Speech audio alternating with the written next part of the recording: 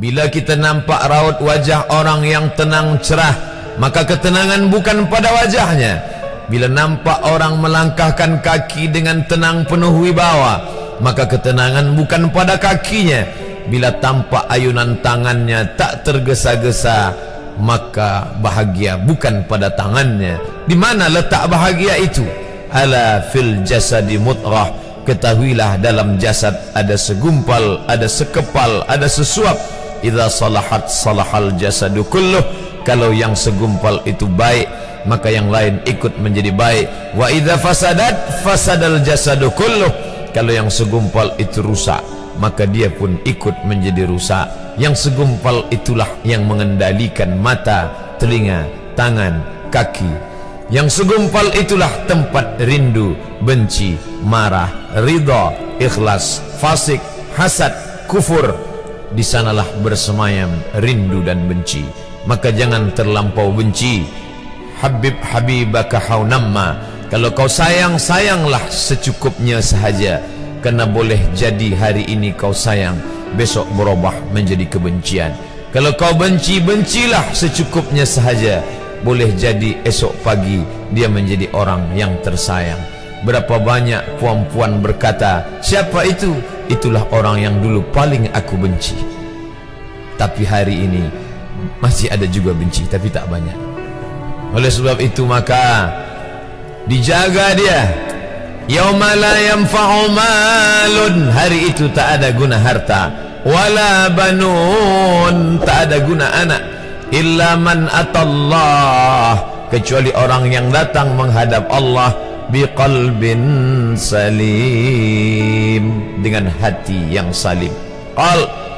Qaf lam ba, qallaba, berbolak-balik. Qallaba, tidak selamanya bahagia. Kadang pagi hati tenang, petang datang dia pun susah.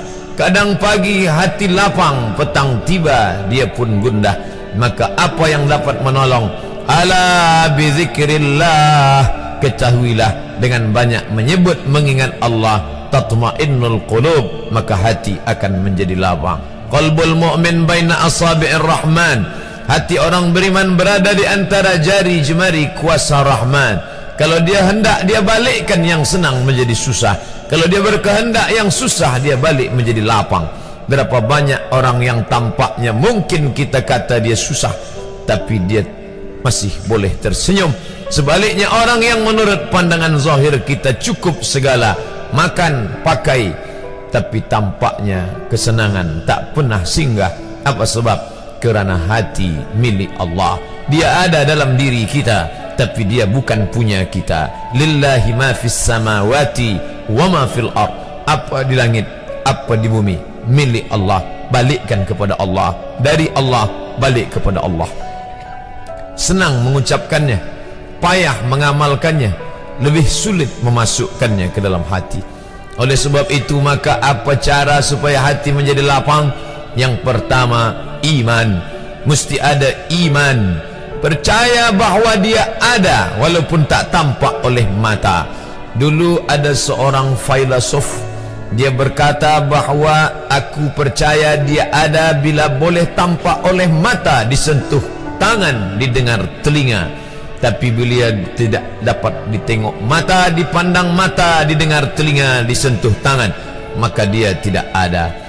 Inilah orang-orang yang berfaham wujudiyah. Wujud ada, mikrofon ada, mimbar ada, orang ada, kerana aku boleh menatap dengan mata, mendengar suara dengan telinga, bersapa tangan dengan alat yang diciptakan Allah Subhanahu wa ta'ala. Tapi kita mengenal dia bukan kerana rupa. Bahkan bila kita pejam mata nampak berbagai macam rupa, itukah dia? Bukan. Walam yakul lahu kufuwan ahad. Bila kita pandang tengah malam tampak bermacam warna rupa, itukah dia?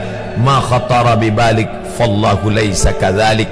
Apa yang terlintas di hatimu, maka dia tidaklah seperti itu.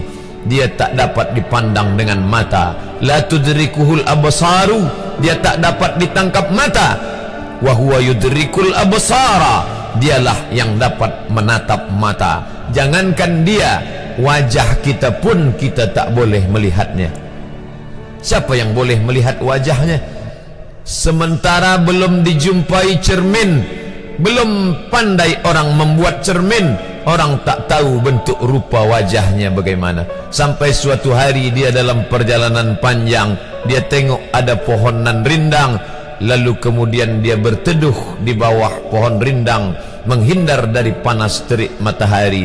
Di bawah pohon rindang ada kolam air, maka saat dia akan mengambil minum dari air kolam, disitulah dia melihat wajahnya. Oh, begitu rupa wajah di dalam air kolam.